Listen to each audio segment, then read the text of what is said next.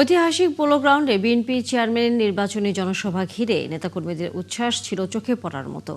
দলের সর্বস্তরের নেতাকর্মীরা বলেন, এবার ধানের শীষের পক্ষে চট্টগ্রামে ব্যালট বিপ্লব ঘটাবেন তারা। চট্টগ্রাম থেকে মোহাম্মদ হোসাইনের প্রতিবেদন।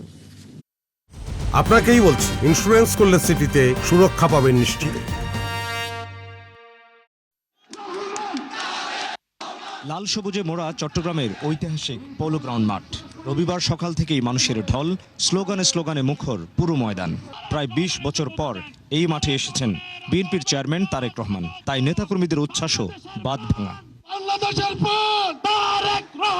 শীর্ষ নেতৃত্বকে সামনে পেয়ে উচ্ছ্বসিত বিএনপির তৃণমূল। প্রত্যাশা, তারেক রহমানের হাতে গুছবে চট্টগ্রামের উন্নয়ন বঞ্চনা।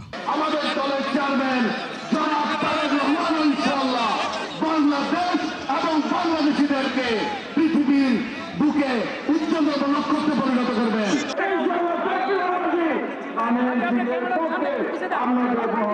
দেশকে এগিয়ে নিতে এবং তারেক রহমানের হাতকে শক্তিশালী করতে ধানের শীষে ভোট চান বিএনপির স্থায়ী কমিটির সদস্য সালাউদ্দিন আহমদ। শহীদের প্রত্যাশা অনুযায়ী, এদেশের মানুষের প্রত্যাশা অনুযায়ী, আমাদের ২৪-এর গণ অভ্যুত্থানের ছাত্র গণ অভ্যুত্থানের আকাঙ্ক্ষা অনুযায়ী সেই বাংলাদেশ বিনির্মাণে ইনশাআল্লাহ আমরা আমাদের নেতার হাতকে শক্তিশালী করার জন্য আগামী ১২ই ফেব্রুয়ারি ধানের শীষের প্রতীকে একটি করে ভোট দিয়ে বাংলাদেশের মানুষের এই স্বাধীনতার সার্বভৌমত্বকে অক্ষুণ্ণ রাখবো।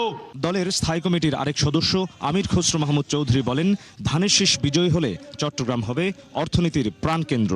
গণতন্ত্রের স্বাদ যেভাবে পৌঁছে দেবে বিএনপি, অর্থনীতির স্বাদ পৌঁছে দেবে চট্টগ্রামকে। অনেকে বলে বাণিজ্যিক রাজধানী, বাণিজ্যিক রাজধানী খালি বক্তৃতা দিলে হবে না। চট্টগ্রামকে অর্থনৈতিক হাবে আমরা ইনশাল্লাহ আগামী দিনে পরিণত করব, শুধুমাত্র বাণিজ্যিক রাজধানী না, তার চেয়েও বেশি।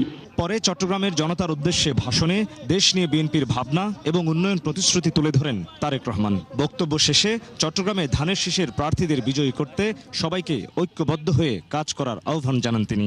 প্রিয় ভাই বোনেরা, এই আমার হাতের ডান এবং বাম পাশে যে মানুষগুলো দাঁড়িয়ে আছে, এরা হচ্ছে ধানের শীষের প্রতিনিধি। চট্টগ্রামের ঐতিহাসিক পোলো গ্রাউন্ড ময়দান, তারেক রহমানের নির্বাচনী জনসভা যেন জনসমুদ্রে পরিণত। বিএনপির দুর্গ হিসেবে পরিচিত এই চট্টগ্রাম এবং এই চট্টগ্রামের মানুষের উচ্ছ্বাস আগামী দিনে ভোটের রাজনীতিতে কতখানি প্রভাব পড়ে সেটি এখন বড় প্রশ্ন। মোহাম্মদ হোসাইন, ৭১, চট্টগ্রাম।